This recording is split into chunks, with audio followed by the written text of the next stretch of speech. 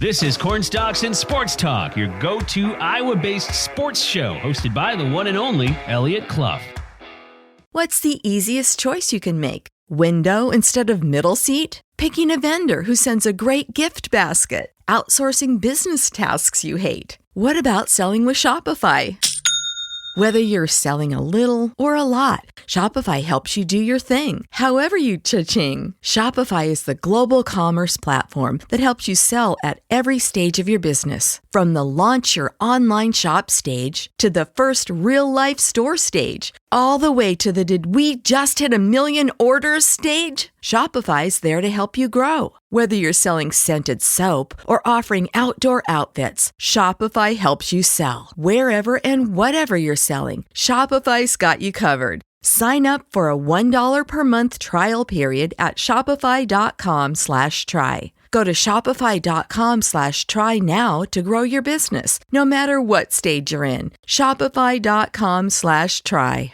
What's up, Cedar Valley, and hello to the Hawkeye State. This is Cornstalks and Sports Talk, your Iowa-based sports show here on AM 950, KOEL, and KOEL.com. My name is Eliot Clough, at Eliot Clough on Twitter. I'm a UNI insider for Town Square Media. Great stuff today with big bowl games happening this weekend. Brett Ciancia of Pick Six Previews, he's joining us to give us a primer for the college football playoff semifinals, including who he has winning it all. Sean Bock of 24/7 Sports and Hawkeye Insider is on to give us his expectations for Iowa versus Kentucky in the Music City Bowl as well. And then he gets us the lowdown on just what the frickin' hell is wrong with Hawkeye basketball right now.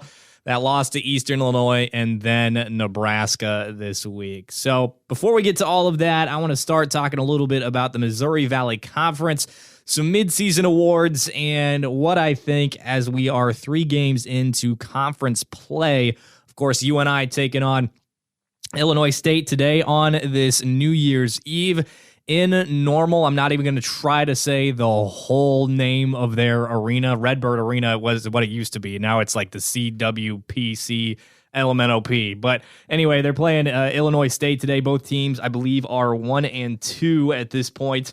Looking at they're both 1 and 2 right now, and taking on each other at, I believe that's at 2 p.m. today in Normal, and that'll be on ESPN Plus. Now, not just UNI is what we're talking about right now. Of course, I've only seen 4 conference teams play so far. That's UNI, Evansville, Bradley, and then Missouri State. So I haven't seen all of these teams live, but I have seen at least bits and pieces of all of them, or the majority of them, maybe not Belmont and Valpo. But other than that, I have seen at least a little bit of all of the Missouri Valley Conference teams.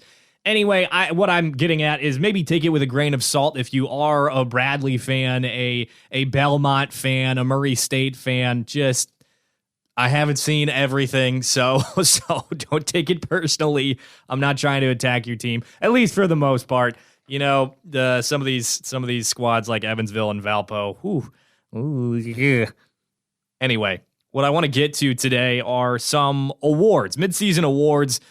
Some considered traditional, some definitely not considered traditional.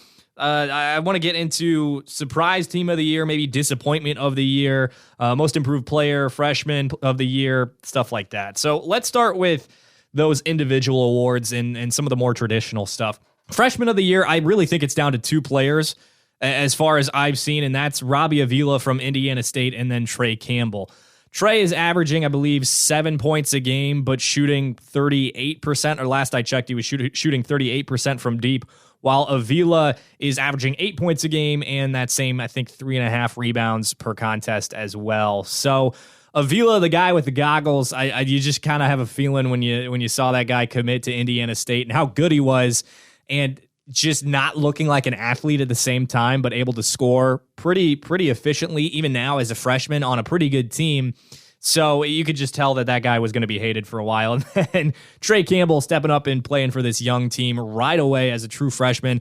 I think a lot of people saw that coming. Now it's just exacerbated by the fact that Nate Heisey is going to be out for the season. And so to me, it's just those two, truly. That's it across the MVC.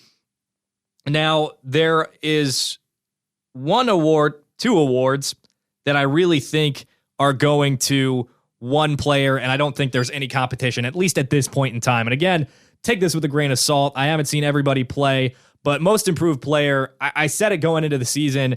I said it would be Titan Anderson, and I really don't think there's any competition for that position right now. He's averaging, I think, 13 and 9. I'll have to look at his stats at this moment, but he's a top 15 scorer and the top rebounder in the conference after averaging 8 minutes a game last season. So to me, I don't think there's really an argument for any other player. 9 rebounds a game.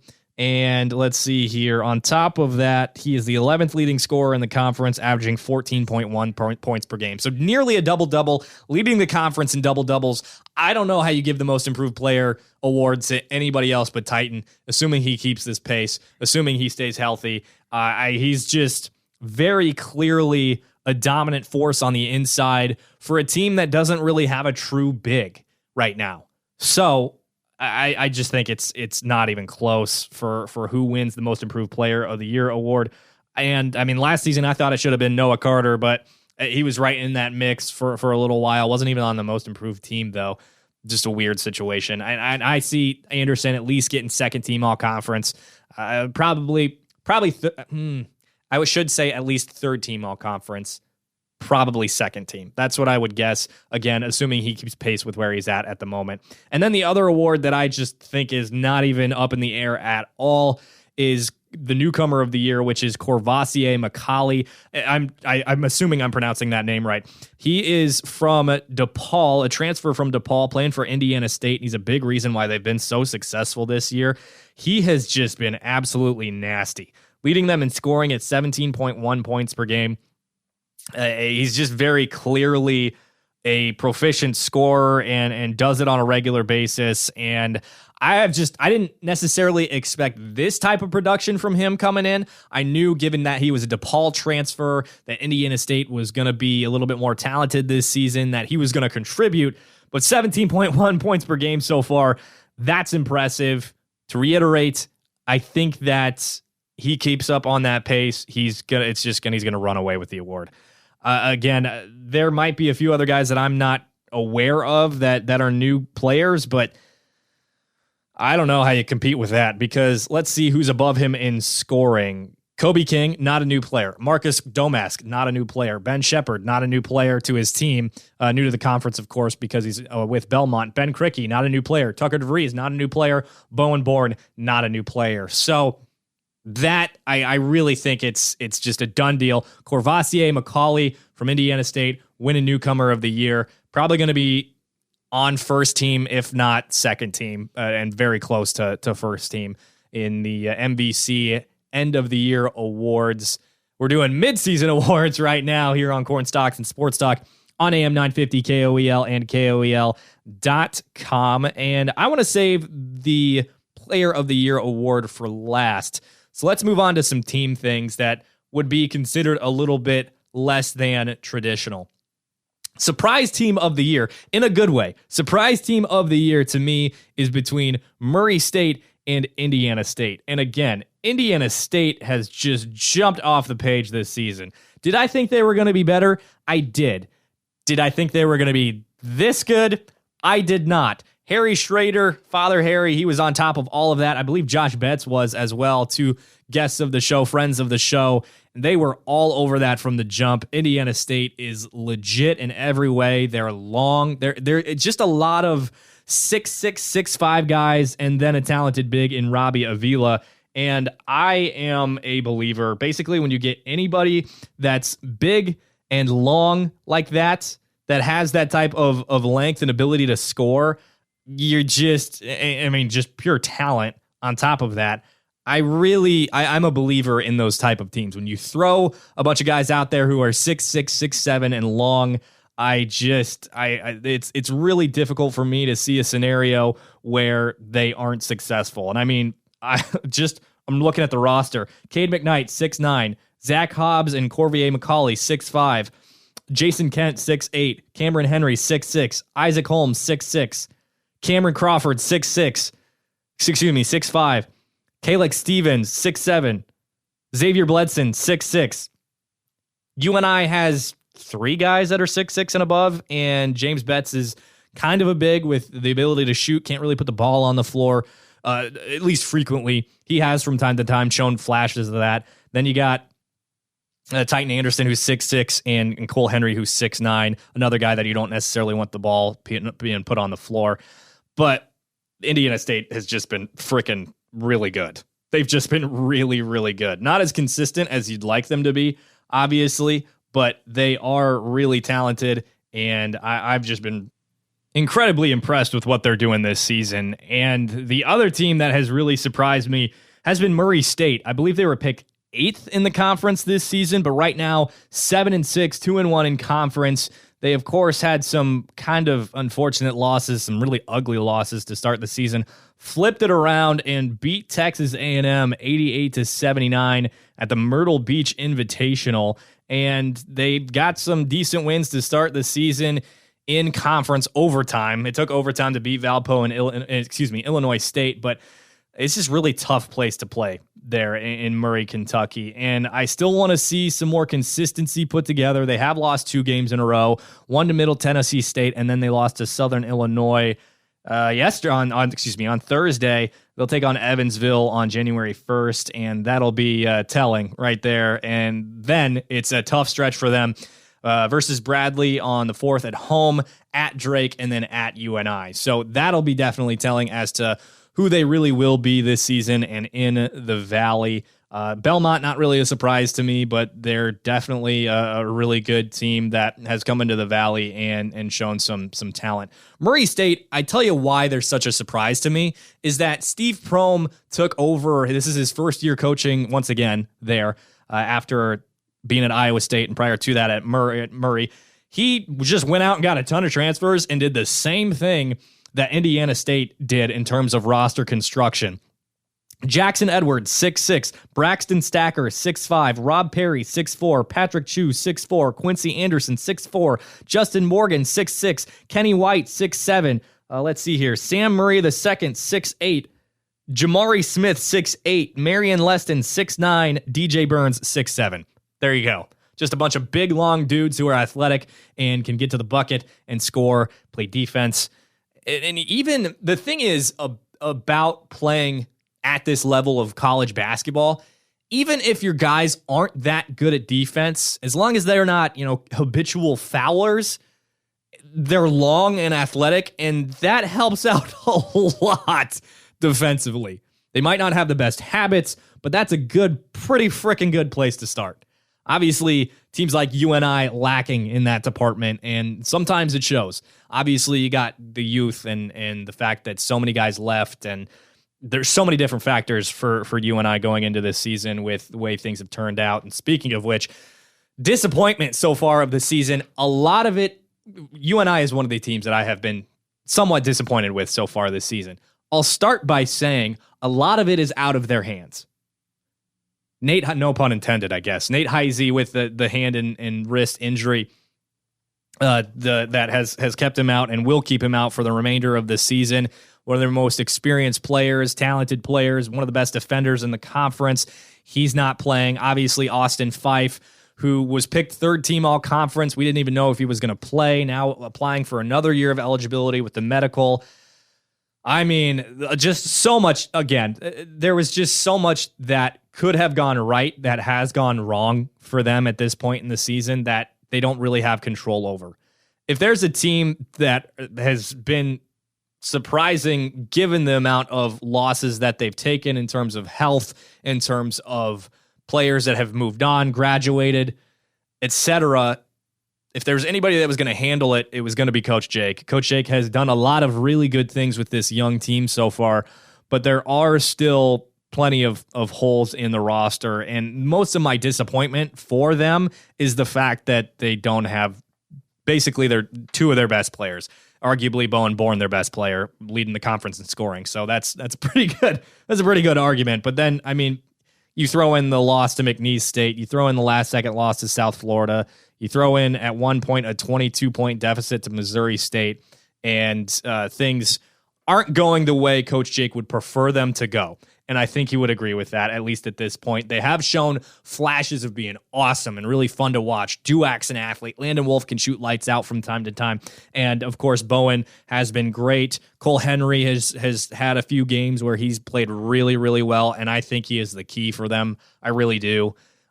James Betts showing he can shoot lights out from time to time as well. So some things going well. Obviously, Trey Campbell, like I mentioned, some things going very well for them. They still got a lot to figure out. And in that same vein, disappointment, I guess Missouri State, I think based on what we saw the other night in the McLeod Center, it's tough. It's tough to say that. They are 2-1 in the conference. But the thing is, why I would put them in there is because they got so much talent out of the portal. So much talent out of the portal. And they have yet to figure it out. I think what we saw this week was them beginning to figure it out. If they figure it out, they're going to be dangerous. It's not going to be a 6-team race anymore in the Missouri Valley Conference. It's going to be a 7-team race because what they did on the interior to UNI, what they did on the perimeter for that matter, their ball pressure, their ability to play defense, wow. They're going to be a scary team come tournament time, especially if they continue to play like they did on Wednesday.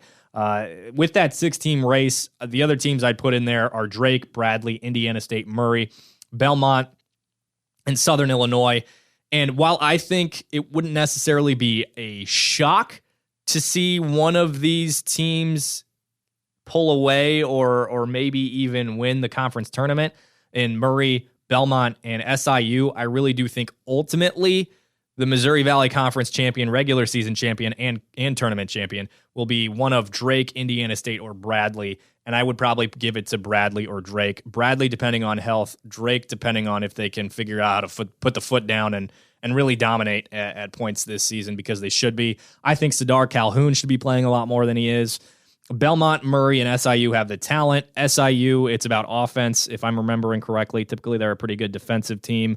And Murray's just so new in every way with being in a new conference, new coach, a bunch of new players. And Belmont, there's just something missing there. I've yet to watch them super closely, so I'm going to watch that and continue to check that out. But lastly, as we wrap up this first segment here on Corn Stalks and Sports Talk on AM 950 KOEL and KOEL.com, Player of the Year award right now, pretty up in the air. The top, I believe, 5 scorers in the Missouri Valley Conference, individuals, Bowen Bourne, Tucker DeVries, Ben Krikke, Ben Shepard, and Marcus Domask. And first of all, it's not going to be Ben Krikke because Valpo's awful. Bowen Bourne probably going to be out on the outside looking in there because of the team record for UNI. Ben Shepard has been doing it all for Belmont, and that's why he was Harry Schrader's midseason Player of the Year. And I've been impressed with the stats. Again, I haven't seen a whole lot, but he's averaging, I think, 18 points a game and putting up pretty good rebounding numbers. If I could find them, I think it's like 18, 6, and 3 or something like that for assists, or maybe 18, 6, and 5 or something. I don't know. He's putting up great numbers all over the place. But, and then there's Marcus Domask. But to me, who this really comes down to is Shepard and DeVries. And maybe with how impressed I've been with Corvassier McCauley, he could take a leap too. If one of these 3 players separates themselves, if they get over 20 points a game, if one of these teams separate themselves from the pack, if Drake, Belmont, or Southern Illinois separate themselves as the best team in the Missouri Valley Conference, they're going to take DeVries, Shepard, or Domask with them to winning the Missouri Valley Conference Player of the Year award. I'm very confident in that. The awards tend to go with the teams that win a bunch of games. I mean, I think it was last season when that scorer from Illinois State didn't even get on the first team. Antonio Reeves, he filled it up last season, averaged 20 points a game in 33 games, just behind Isaiah Mosley. And I don't think he finished on the first team all conference. I believe it was AJ Mosley, Gage Prim, Marcus Domask, and Terry Roberts, if I remember correctly. But clearly they lean the way of teams that are winning, and Illinois State was not winning last year. And I presume that a lot of these awards are going to go to players on teams that win. That's just the way it is in the MVC. So Those were our mid-season Missouri Valley Conference Awards here on Cornstalks and Sports Talk on AM 950 KOEL and KOEL.com. Stay right here. We're flipping back to football, college football playoff primer with Brett Ciancia of Pick 6 Previews coming up on this next segment. Stay right here on AM 950 KOEL and KOEL.com for more Cornstalks and Sports Talk. What's the easiest choice you can make? Window instead of middle seat? Picking a vendor who sends a great gift basket? Outsourcing business tasks you hate? What about selling with Shopify? Whether you're selling a little or a lot, Shopify helps you do your thing, however you cha-ching. Shopify is the global commerce platform that helps you sell at every stage of your business. From the launch your online shop stage to the first real-life store stage, all the way to the did we just hit 1 million orders stage. Shopify's there to help you grow. Whether you're selling scented soap or offering outdoor outfits, Shopify helps you sell. Wherever and whatever you're selling, Shopify's got you covered. Sign up for a $1 per month trial period at shopify.com/try. Go to shopify.com/try now to grow your business, no matter what stage you're in. Shopify.com/try. Not just a bowl game for the Iowa Hawkeyes this weekend, but here we go. College football playoff in action today with TCU and Michigan kicking off at 3 and Ohio State and Georgia at 7, both on ESPN. Now joining us for a CFP primer on Cornstalks and Sports Talk on AM 950 KOEL and KOEL.com is Brett Ciancia of Pick 6 Previews. Brett, welcome to the show, first of all. And secondly, I just got done telling you, I haven't watched a ton of these teams play. Being an FCS beat writer isn't super conducive to that. But what I do know is that Georgia has been dominant all year except for the Missouri game. Michigan's front five are nasty. Max Duggan is an Iowa kid, and CJ Stroud has been a disappointment because he has now lost to Michigan twice. Do I have a good gauge on all of those in all these four teams, or am I way off here? Yeah, Eliot, thanks for having me on. That's a pretty good primer there, pretty good playoff primer. And, speaking of playoff, I mean, with UNI, it's weird not seeing them in the FCS bracket. I know they're the second most playoff team in FCS history there. A little bit of a down year, but that is the SEC of the FCS, as we call it, the Missouri Valley. So I hope to see them back next year and keep up the great work. But, yeah, excited to be on talking playoff here, FBS playoff. We have two really special games coming up. I think we're in for some close games, and that's been rare over the course of the college football playoff. So far, we've had 16 semifinals since they launched this thing back in 2014. 16 of them, only 3 finished within a 1-score margin. Your average margin of victory in these games is 21 points. So I, for one, hope that we get some close games here, unlike the usual blowouts we tend to see. So, but yeah, you hit it on the head there. I want to break down both these games for you. Yeah, so I appreciate the SEC of the FCS drop. We've definitely hit that a few times here on Cornstalks and Sports Talk. Love covering some FCS football and the UNI Panthers, of course. But when we look a little bit closer of these 4 games, any particular matchup or player you'd recommend people watch closely that could determine one or both of these games this weekend? Yeah, I think one of the keys to the games here is how Ohio State's defense bounces back. The big problem in 2021 was when they got pushed around by Oregon and by Michigan in the trenches. They couldn't stop basic run plays, power run. And so they went out and hired Jim Knowles, one of the best coordinators in America from Oklahoma State. And they brought him up there, and it turned around the defense into a top 10 unit for most of the year, top 20 right now as it sits. But and it worked through the first 11 games perfectly. It's just, again, against Michigan, against a power offensive line, they got pushed around. They sold out to stop the run and were overexposed to some of those long yardage plays. You saw J.J. McCarthy hitting long yardage plays, and Michigan ran away with it. So, to a long story short, have they made adjustments? Because they're going up against another top 10 offensive line in Georgia, one of the only lines in America that's top 10 in both my offensive line run push and my pass pro numbers. So they have their hands full, and we'll see how they came out of the break here, a 5-week break, if they've made some adjustments on their defensive line front 7. So that's one matchup in the trenches that could determine it. Flipping to the other game, it's going to come down to who makes more long yardage plays. TCU is really reliant on their chunk plays, their 20-plus yard plays. It's you spoke about Max Duggan, an incredible athlete, incredible leader. A fifth-year guy at TCU. And he puts his team in position to win. He can pull the ball and run it. He's not one of these guys that's going to go slide or tiptoe out of bounds. He's going to truck you or outrun you. I've seen that for 4 years following TCU. And then does a great job getting the ball to his playmakers. Quentin Johnson on the outside is All-American caliber.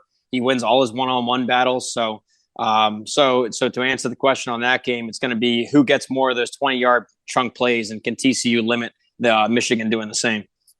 Now, you hit it just a moment ago. A lot of these games have not been close at all. Are you expecting that to change this weekend, or are we going to see some more of the same, some more blowouts in the college football playoff?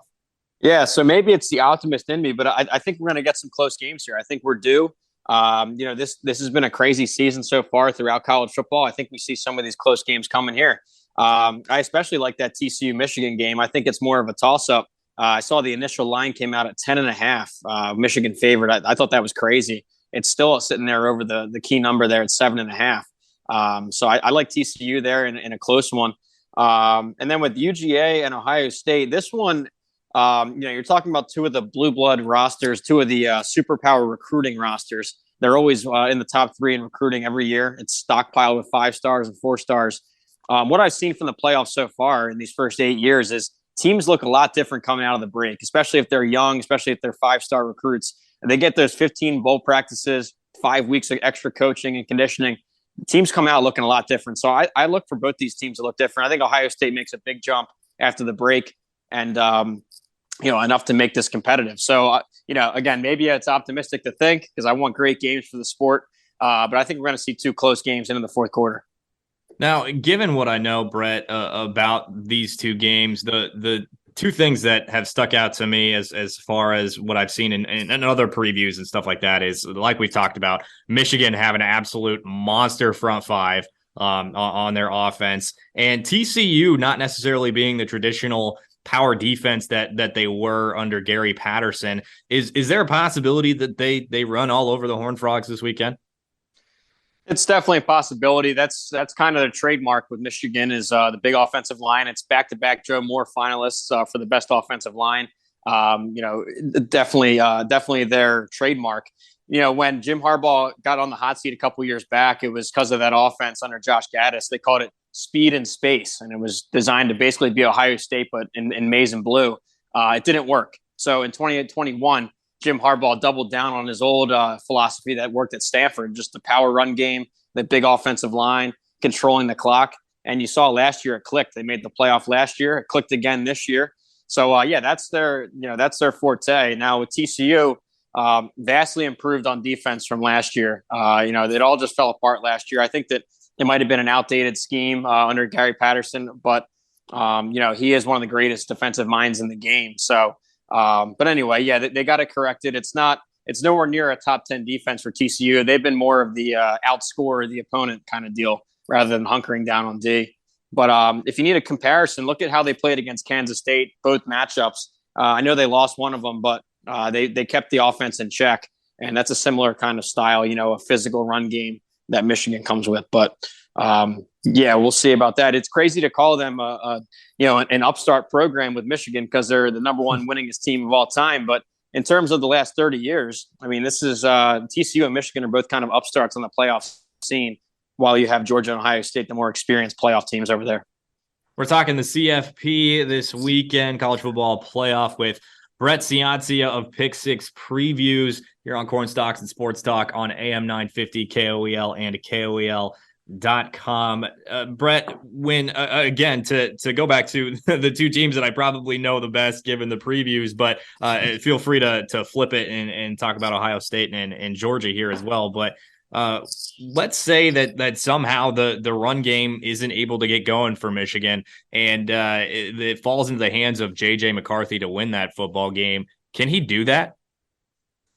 Well, he certainly proved himself against Ohio State. And if you had asked me this before the Ohio State game, I would have been just as skeptical. I mean, he's a younger starter. The offense, like we talked about, really relies on the run game. So with the game on the line, how would he fare? and he really hit his receivers there against Ohio State. Some were really wide open, some were great throws that he threw them open. So when you look at his season numbers there, it's been a solid season. 66% completion, 20 touchdowns, just 3 picks. He's taking care of the ball, and a good complement to a dominant run game. So, but here's the thing: is when the run game is clicking, it really opens up the play action balls and the pass game for Michigan. So it's a good question you have, that if TCU can neutralize the run game, can McCarthy, throw it 30, 40 times and really outpace TCU? As it stands right now, I don't think so. If this turns into a shootout, and especially if the run game is neutralized by Michigan, I like TCU big in that one. But that's a major if. I don't see it happening. I think Michigan's offensive line, like we talked about, is dominant, and we'll get their yardage there and establish the run. On the flip side, yeah, I mean, no one's really talking about Georgia, this historic run they're on. Not just undefeated this year, but to go back-to-back, to win back-to-back national titles, outright national titles in college football is super rare. Going back the last 60 years, it's only happened twice. Nebraska, 94, 95, and then Alabama, 2011, 2012. So if they were able to defend their title, go back-to-back, it becomes just the third team since 1960. So a lot on the line for them. They got to go through a blue blood program, a powerhouse roster with Ohio State. All right, so who wins and why?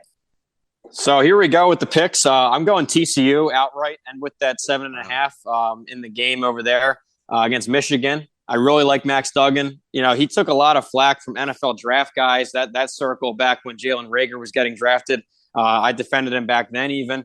Of course, went through a quarterback battle again this fall, battled through injuries. This guy's a warrior, and kind of a throwback, because how often do you see a guy who loses a starting job in fall camp or spring ball, transfer out and transfer again, and sometimes transfer 4 times like we see with JT Daniels. But credit Max Duggan for hunkering down, betting on himself and betting on his team, and leading his team, bouncing back and going 13-0, well 12-0 in the regular season. So I like him. He's a warrior. He earned my Heisman vote, and I think that he carries them to victory. So I'll go TCU outright. And then the other game, I'm going to go Georgia with the win, but I like Ohio State to cover the 7.5 number there. So look for a competitive game, a shootout. I think the formula by LSU last game in the SEC title against Georgia, they put up 400 plus passing yards on the vaunted Georgia defense. I think if LSU could pull that off, certainly Ohio State can do similar with the precise CJ Stroud. His precision with the ball is incredible. It's a NFL stockpiled receiver group there. So I think they're both going to score a ton, but Georgia wins it late. So let's go with Georgia and TCU facing off in the national title. So before I ask about that, you mentioned the bevy of wide receiver talent. Is Jackson Smith and Jigba playing this weekend? I think I saw that he was not. Yeah, I believe he's out. Again, this is kind of a theme with the bowl games and the playoff. You got to just stay up to date with the opt-out tracker, the transfer portal, the injuries. Yeah. I mean, I mostly don't even lock in bowl picks until an hour before the game. I mean, it's so with the playoff, I know some of the bigger names are already declared or out, but Jackson Smith and Jigba, I believe, is out. Blake Corum, the star running back from Michigan, I believe is out. But again, keep a close eye on that until within an hour of kickoff to really get updated rosters. So that's just the name of the game anymore with bowl season. So disappointing. I'd love to see Corum back and playing for Michigan for sure. Of course, Ohio State still has Marvin Harrison Jr. as far as I know at this point. And of course he is uber talented. So I've loved watching him play. So you got Georgia and TCU in that championship game. Who's your champion? Well, it sounds boring, but I'll go with Georgia. I do think they're the best team in America. One of the only teams that's top 5 in both my offense and defense numbers. Those are opponent adjusted and per play. That's kind of my secret sauce. And they're top 5 in both. Of course, we like to talk about Georgia's defense. They sent so many guys to the pros last year, but if you watch Georgia, they rotate guys more than anyone in America, and they're very specialized in their roles. They're all 5 stars and 4 stars. I basically call them next year's first-round picks. I mean, it's just incredible what they pulled off on defense. But overshadowed by that is their offense, which is very efficient and explosive when you break it down per play. Great tight end group. Stetson Bennett gets the job done. He's sharp with the ball too. And, we'd already talked about their offensive line, top 10 in both run push and pass protection. So Great coaching staff. There's a lot to like. They're the most well-rounded team, and they're the defending champs. I'll go with them to defend their title. All right, Brett. Last thing for you before we let you go. Given you're more of a national guy, and we just talked about the fact that Alabama is one of those teams that won in 2011 and 2012. They're just absolutely stacked almost every year. Are you like me and happy that the Crimson Tide did not make the playoff this year? Well, yeah, that's a tough one. I mean, I don't like to play favorites and all, but I do like to see fresh faces make the playoff. I think that these four teams have certainly earned it. I think it's good for the sport to get some variety. Now, with that said, I respect the heck out of what Nick Saban has built. I respect that he continues to adapt. I mean, when he has his model that worked in 2011, it was power, run, and defense. When that started to not work and modern offenses were taking over, what did he do? He went out and hired Lane Kiffin and modernized his offense and, kept up with the times there. When the transfer portal started happening, he mastered that. The NIL stuff, the recruiting, he continues to adapt and master that. So look at a guy there with Nick Saban that continues to adapt in an ever-changing sport. So, but yeah, I think you like to see some new faces. I'm really excited to see TCU in the bracket. I think it's exciting to get the Big 12 back in there. Big 12 looking for their first playoff victory ever, which, and it's kind of fitting if it comes from somebody not named Oklahoma or Texas. Everyone wanted to write off the Big 12 and say they're going to fold and collapse, and they should just be, picked off like a fire sale by the other conferences.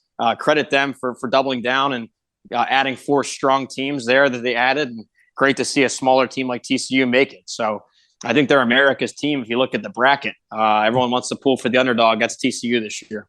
He is Brett Ciancia, owner of Pick Six Previews, Heisman voter, All-America committee. Great stuff joining us here on this Saturday morning on Cornstalks and Sports Talks, Cornstalks and Sports Talk at Pick Six Previews on Twitter. Go give him a follow for all the college football news, opinions, all that great stuff. Brett, thanks so much for hopping on. Thanks, Eliot. Appreciate it. Enjoy the games. Okay, don't go anywhere. We got Sean Bock coming up, previewing that Iowa Hawkeye bowl game later today versus the Kentucky Wildcats. Of course, we got to talk about those Eastern Illinois and Nebraska losses for the Iowa basketball squad. Stay right here on AM 950 KOEL and KOEL.com for more Cornstalks and Sports Talk. What's the easiest choice you can make? Window instead of middle seat? Picking a vendor who sends a great gift basket? Outsourcing business tasks you hate? What about selling with Shopify? Whether you're selling a little or a lot, Shopify helps you do your thing, however you cha-ching. Shopify is the global commerce platform that helps you sell at every stage of your business. From the launch your online shop stage to the first real-life store stage, all the way to the did we just hit 1 million orders stage. Shopify's there to help you grow. Whether you're selling scented soap or offering outdoor outfits, Shopify helps you sell. Wherever and whatever you're selling, Shopify's got you covered. Sign up for a $1 per month trial period at shopify.com/try. Go to shopify.com/try now to grow your business, no matter what stage you're in. Shopify.com/try. Whole lot to talk about in the world of Hawkeye sports today on Cornstalks and Sports Talk on AM 950 KOEL and KOEL.com. Who better to do that with than regular guest of the show, Sean Bock from 24/7 Sports and Hawkeye Insider. So what I think we need to start with today, despite the craziness of Hawkeye basketball at this point in time, is that bowl game. Iowa taking on Kentucky for the second year in a row, and that's going to be today at 11 a.m. on ABC. Sean, a whole lot of guys that were regular starters, regular contributors for the Hawkeyes this season on both sides of the field won't be in this game against Kentucky. Do you have any level of expectations going into this game, or are you just kind of waiting and watching to see what happens? Well, I mean, one of the things that I think you really come to appreciate with these bowl games is we've seen in the past few days. I mean, the Cheez-It Bowl, the Holiday Bowl, and then the bowl between, Kansas and Arkansas, like those programs. I mean, Kansas is probably different because they're not usually known as a story program, but these bowl games are really like people care about them. Like, I feel like a lot of the talk about them like beforehand is like, hey, like it really doesn't matter in the end. But once you see like these guys get on the field and stuff and like start competing, then you really see that passion come out and that, fortitude to really want to win, unlike what some people say when they talk about canceling these bowls. So with this Iowa Kentucky Bowl, I feel like it's the perfect setup for next year. Now, you want to win this game. There's no doubt in my mind. I mean, you don't want to lose Kentucky 2 years in a row. And with beating an SEC team, that can really be a driver into your next season. And while Kentucky, has struggled as of late, they started out the season really strong. I think they lost like 4 of their last 5 games or something along there, 4 of their last 6. But they have a lot of talent on this team. They have 2 receivers who, while, Will Levis won't be playing at quarterback for Kentucky, they have 2 receivers that were all SEC as freshmen. I think they were on the Pro Football Focus All-American team as the freshman All-American team. And then they have some really good players on defense too. The defense was a strength for them this year. So, for Iowa to really I'm looking at it as like a kind of a tryout for next year because you have certain positions that, the starters aren't necessarily out there. I mean, you talk about that strong safety position with Kayvon Merriweather not playing. It's going to be fascinating to see who starts there. Xavier Wampa, former 5-star, could be in contention to play there. The quarterback position, obviously, with Cade McNamara coming in next year, that's going to be kind of up for grabs. Joey Labus is going to have the job on Saturday, but McNamara will likely get the job next year. But it's going to be interesting to see, that backup position for next year. If Joey Labus can really establish himself there, how good of a game does he have? I mean, I'm not saying he's going to transfer, but I think if he has a good enough game, like there are going to be some schools that are going to be like, okay, dude, like, why don't you come play for us? Like, you're not going to start the next 2 seasons barring an injury to K McNamara. Why don't you kind of, see where things are at with us and, get on the field? I'm not saying that's going to happen, but that's the current, stage of college football where we're at. And, it's not out of the question, in my opinion. So it's going to be very fascinating to see what happens on Saturday. I mean, like I said, Kentucky has a couple guys down, but they're still pretty talented. I think their offense outside of their receivers is going to struggle a little bit.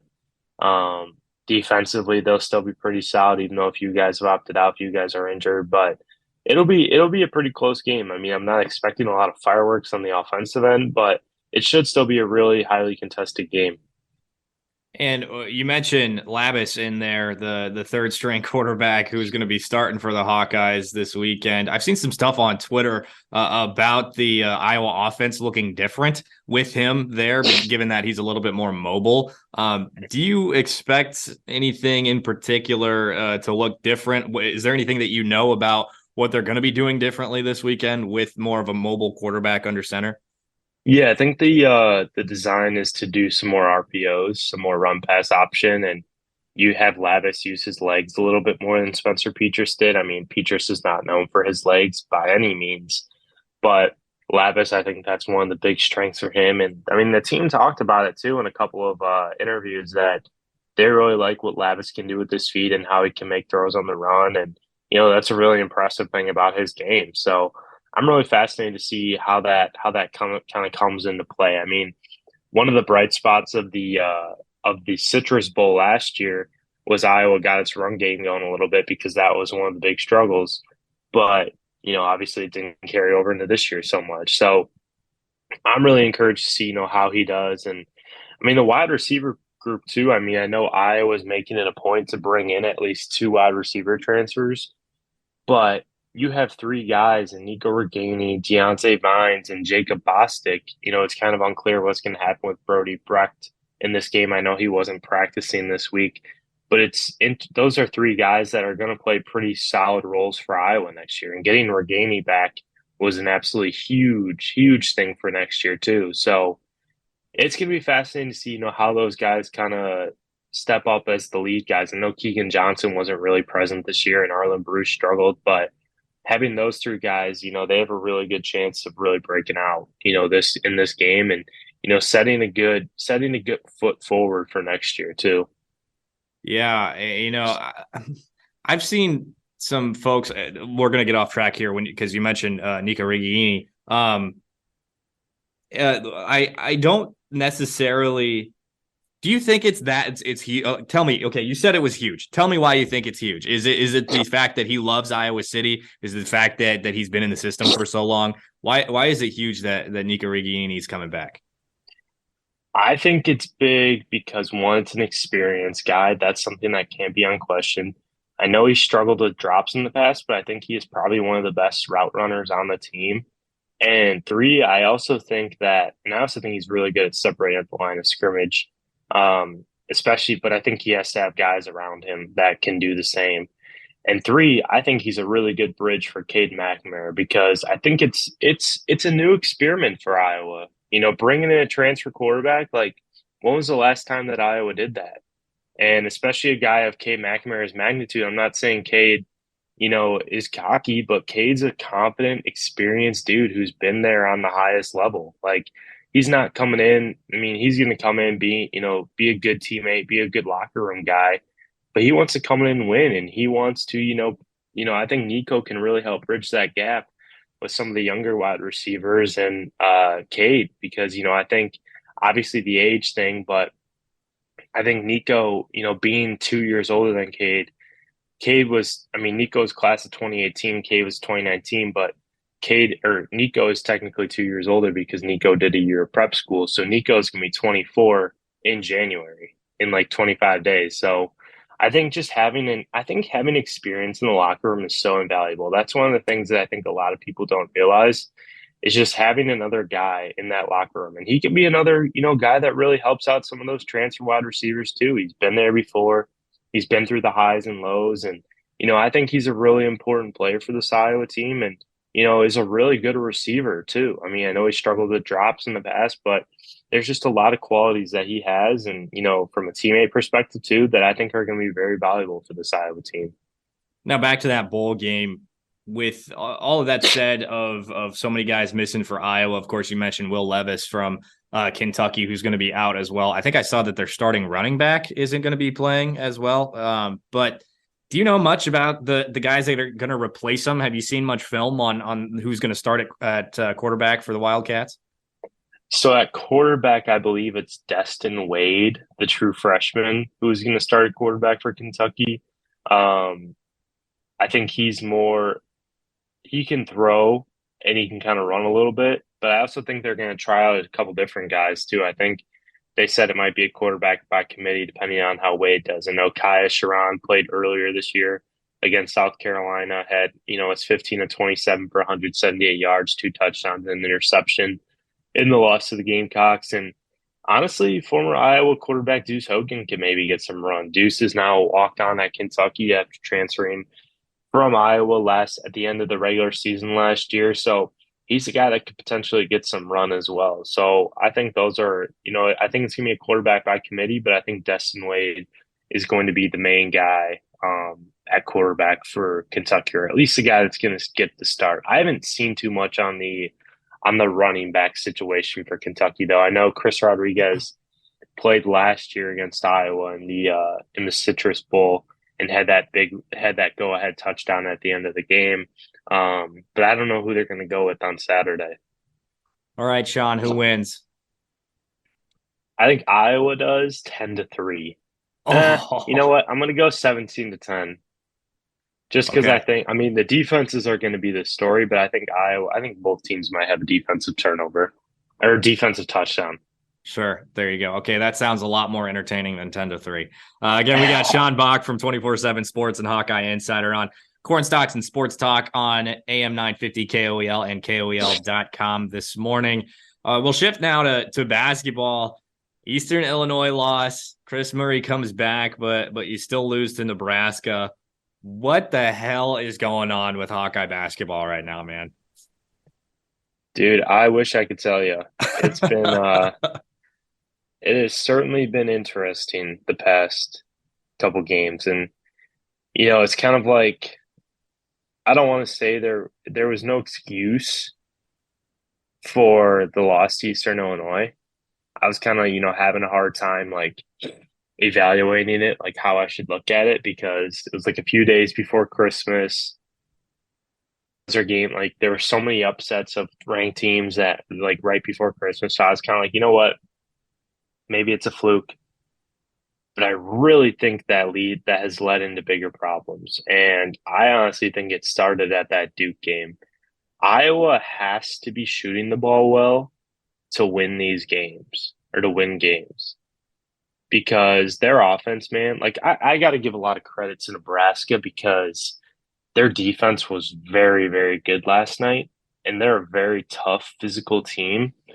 And that's something that Iowa has had a lot of issues with this year, especially with their offense. I mean, outside of Chris Murray and Philip Abracha, rest of Iowa's players were 5 of 42 from the field, which is something that cannot happen. There was only one. Connor McCaffrey was the only player to have 1, 2-point field goal outside of Philip Abracha and Chris Murray. And Patrick McCaffrey, Tony Perkins, Connor McCaffrey, and Josh Dix were had only 1 3-pointer. Like all 4 of those guys hit 1 3-pointer. Perkins's was like at the end of the game. And that was it. Like this was probably Iowa's one of their worst offensive performances in the Fran McCaffrey era. And, that's something that really doesn't happen all that much. And I don't know if there's a disconnect with, the way that teams game plan for them, but Iowa just doesn't have the shooters this year, and they just cannot hit shots. It's really frustrating to watch because, you thought this team could maybe take that step forward, but it really was a valid question of whether this team had enough shooters coming into the year to be consistent, to be the type of offense that they had been. So it's very, very confusing because Iowa is so built around the offensive end, and they're a much better team when they get in transition. But in the half court, it's just like, what are you doing half the time? It's really like I'm really, really lost of how bad they have been offensively in some of these games. And when teams push them out to the perimeter, that's when they have the most trouble. I mean, I don't know if I think they need to get the ball inside more to Phil Bradshaw. I think that's going to be something they need to do. But they've shot miserably from 3 in the past few games. I don't exactly have the numbers in front of me with the exact 3-point percentage, but they were 7 of 27 against Wisconsin, 8 of 22 against Southeast Missouri State, which I mean isn't horrible but isn't great. 7 of 33 against Eastern Illinois, and 7 of 28 against Nebraska. And against Duke, they were 3 of 16. Against Iowa State, they were 12 of 23. So this team really seems to live and die by the 3, but they're not a good enough 3-point shooting team to be like that. So I don't know, man. Nebraska's a tough team. They played Purdue really tough. Only held them to 65 points, but man, it doesn't get any easier. You got Penn State on the road, who I know Penn State, not many people are used to them being good at basketball, but Penn State beat Illinois. I know Illinois is struggling, but they beat Illinois on the road. That was a really big win. They're a really good balanced team. Indiana's tough. Play them at home. Then you go to Rutgers on the road, and that's probably the toughest place to play in the Big Ten. Then you have 3 straight home games against Michigan, Maryland, Northwestern. I think they have to go 3-0 in those games to have a chance.